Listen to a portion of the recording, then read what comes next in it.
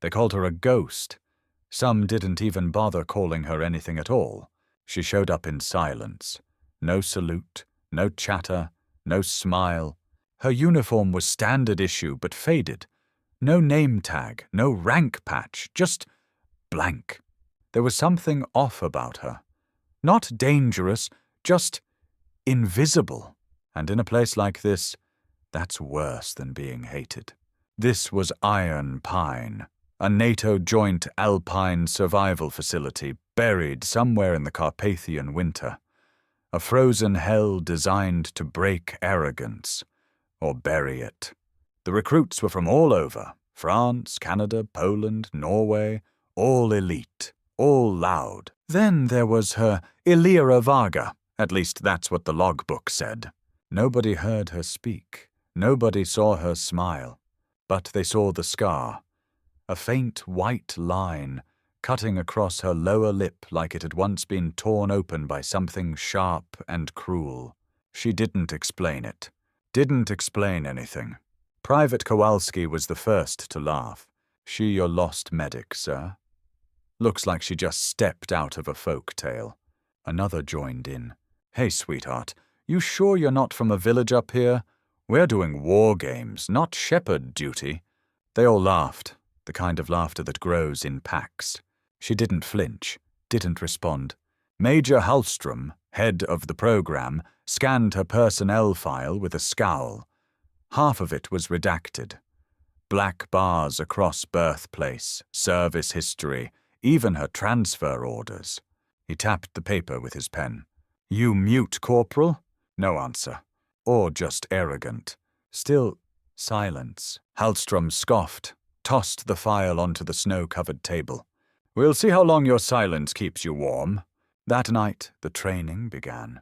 72 hours, 2-man teams, dropped blind into hostile terrain, no GPS, no backup, no supplies beyond bare minimum, a flint, a compass, a water canteen, and a blank map grid. Their mission? Survive, navigate back, or be forgotten. Illyra was paired with Private Lachlan Red, a cocky Australian with a buzz cut, an attitude, and a voice that didn't know when to shut up. He looked her up and down. Are you kidding me? He turned to the staff sergeant. She's my partner. She weighs, 50 kilos? The sergeant gave no reply. Whatever. Fine. I'll carry the firewood. She can draw snow angels. They were dropped into Sector Echo. Elevation 2,300 meters. Temperature -17. The first night, the blizzard came. Whiteout, winds like knives, visibility down to 0. By morning, 3 teams had activated emergency flares. One was already on medevac. But Illyra's signal? Gone. By day 2, the command tent was quiet. They're not showing up on comms. One officer said. No flares, no movement. Probably buried in the gorge. Another muttered. Major Hallstrom stared at the red dot blinking off on the tracker. Mark them lost. No search party, no ceremony. The mountains take what they want. And no one argues with winter. Around the fire pit, the other recruits joked. Bet she tried to talk for once and froze her throat shut. Maybe Red just ate her. He always said he wanted extra rations. Laughter again. But a few didn't laugh. Private Marlin, from Sweden, whispered something to his partner. You see her eyes? What about them? Didn't look like she was scared. Looked like she'd already seen worse. Day 4. Sunrise broke red across the peaks, snow still falling. Then the perimeter alarm tripped. Motion sensor Northridge. The gate guard scrambled. 2 figures appeared on the horizon. One walking, one slumped over her shoulder. The woman was limping, body wrapped in shredded thermal cloth, pine bark, and duct tape. Face wind-burned, hands cracked and bleeding, but her eyes cold, focused, alive. It was Illyra Varga. She dropped Red onto the ground near the medic tent. He was unconscious, lips blue, face sunken. One medic rushed forward, shouting, Get the heaters on. He's alive. Just barely. Hallstrom arrived, mouth open in disbelief. Where the hell did you come from? Elira said nothing. Instead, she reached into her pocket and pulled out a piece of bark. Maple. On it, a full hand-carved map. Topography etched by memory. Frozen river paths, storm gorges. Marked trails no satellite could see. She drew that? One officer whispered. That's not a guess. That's intel. Hallstrom stared at her. How did you make it back? No reply. But the way she looked at him, like she'd never been gone. Later, when Red was conscious, he told them everything. His voice was shaking. I slipped, fell off a ridge, broke my ankle. We had no radio. The blizzard didn't stop. She gutted a dead elk for warmth, built a fire inside it, kept me alive while the snow tried to bury us. She didn't speak. Not once, but she kept going. He looked around the room, eyes wide. She knew the mountain better than the mountain knew itself. Silence in the tent. Even the fire seemed to quiet down. Someone whispered, almost afraid. Who the hell is she? Major Hallstrom didn't answer, but he didn't look away from her again. And that day, the woman they had laughed at, dismissed as weak, soft, invisible, walked back from the edge of death, dragging someone else with her. And finally, everyone listened. 3 days after the blizzard, the laughter stopped. Elira Varga became a ghost of a different kind. No longer ignored. Now she was watched. The way she moved through the mess hall. Silent, calculated. People parted for her without meaning to. She still hadn't said a word. But silence can speak louder when it carries blood. Private Red was discharged from the infirmary with a cane and a 1,000-yard stare. He didn't joke anymore. She never blinked. He told the others. When I cried for morphine, she just wrapped my leg and dragged me through snow like it didn't matter. Didn't panic, didn't pray. She just survived, like she'd done it before. That evening, Major Hallstrom called a quiet meeting with Intelligence Liaison Colonel Darvich, recently flown in from Brussels.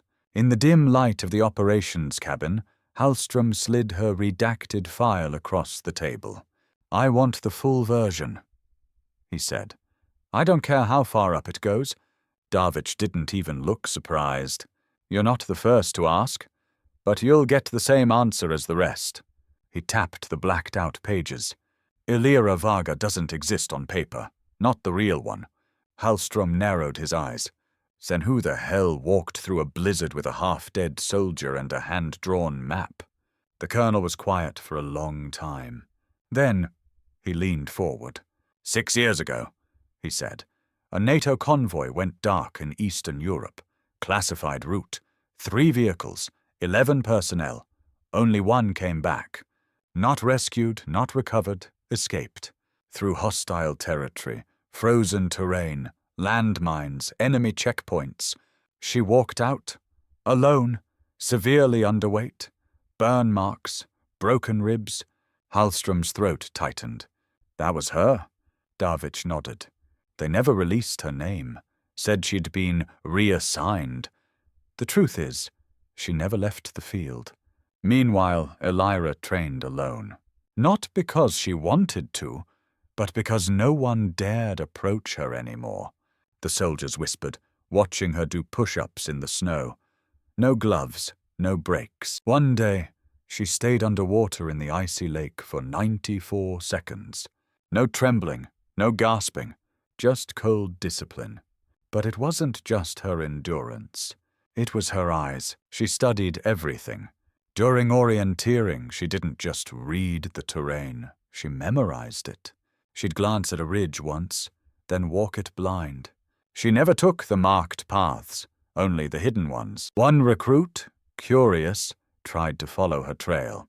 He got lost within 15 minutes, and was found later, shivering under a pine branch, unable to explain why his compass spun in circles. Instructors started to notice something else. During strategy simulations, she never volunteered, but when forced to take a turn, her plans were brutal and flawless. Strike at second light, use terrain for thermal concealment, take out the comms relay, not the tower. When asked how she knew, she gave a single answer. They taught me to disappear. One night, while cleaning rifles, Private Marlin sat beside her. He didn't speak. She didn't either. Then, quietly, he said, "They said you're dead." She looked up. "I saw your face once," he continued. "On a wall, black frame, candle beneath. I was in Vilnius. They said your whole unit was captured, executed." Elira didn't blink, didn't deny it. She just said, "That's what they wanted you to believe." Then she went back to cleaning the weapon. Motion calm, mechanical, precise. Word spread. Not official, not confirmed. But the rumor reached everyone. The ghost in the snow was not a recruit. She was the last survivor of a Black Ops unit that no longer existed. A woman who learned to live after the rescue helicopters stopped looking. The final shift came during the simulated hostile extraction drill, the toughest test of the entire program. Each team had 24 hours to extract a wounded comrade under fire through 5 kilometers of alpine terrain. Live blanks, tripwires, drone surveillance. 3 teams failed in the first hour. One team triggered a noise beacon and got wiped out by mock artillery. Then came Elira's turn. She was paired with a rookie from Spain. Nervous, unsteady. Her casualty was a 180-pound sand dummy. The drill sergeant handed her the scenario. Enemy patrol on the ridge, drones in the valley, extraction zone behind the waterfall. Good luck. She didn't answer. Just shouldered the dummy and walked into the trees. 3 hours later, while other teams were still getting pinned down, the alarm at the waterfall tripped. She emerged from the mist, soaked, bleeding from her palm, but successful. Every sensor passed, no alerts triggered, no visible trail left. Even the instructors looked at each other in disbelief. Back at base, silence fell as she passed. No one mocked her anymore. No one laughed. They just nodded, not out of fear, but something deeper. Recognition. Major Hallstrom watched her from his office window. He lit a cigarette with shaking fingers. We trained them to survive cold. She survived the kind that never leaves your bones. It happened at 02:47 a.m. No warning, no signal, just a sound, like the earth breaking in half. The barracks shook. Sirens screamed. Then darkness. Avalanche. Massive. Half the slope gave way. 2 watchtowers collapsed.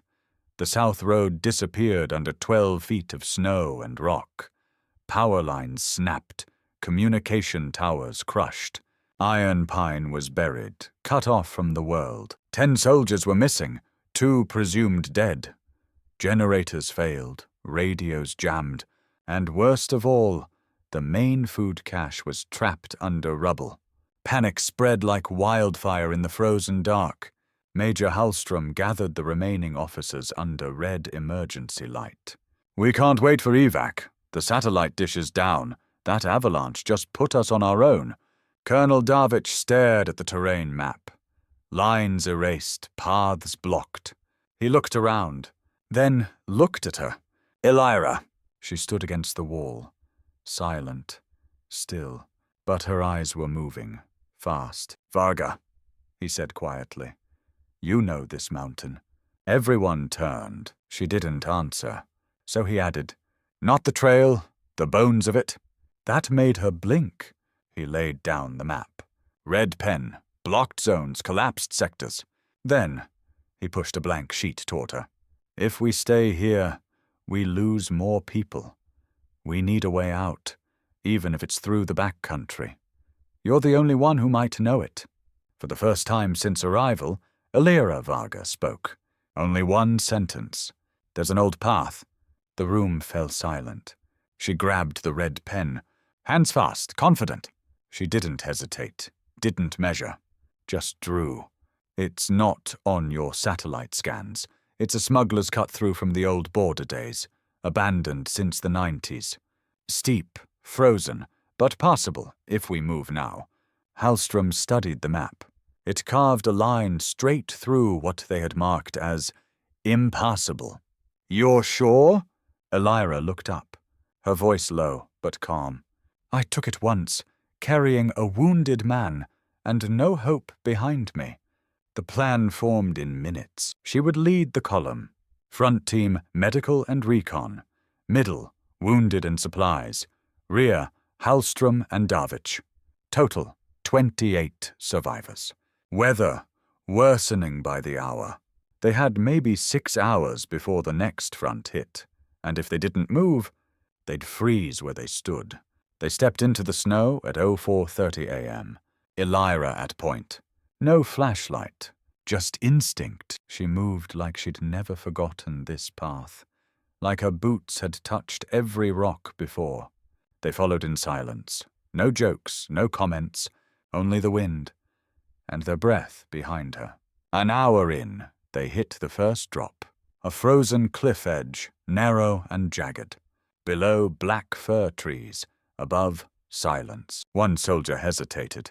We're not trained for this. Elira turned to him. Didn't argue, didn't explain. She dropped her pack, pulled a length of old rope from her coat, and started climbing down. No safety line, no belay, just hands, ice, and nerve. She reached the bottom, then signaled, come. One by one they followed.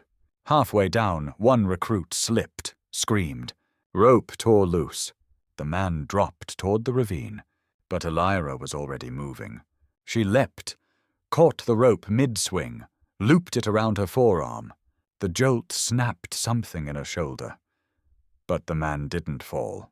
She pulled him up, by herself. The others stared. Even Hallstrom whispered, Jesus Christ! They kept moving.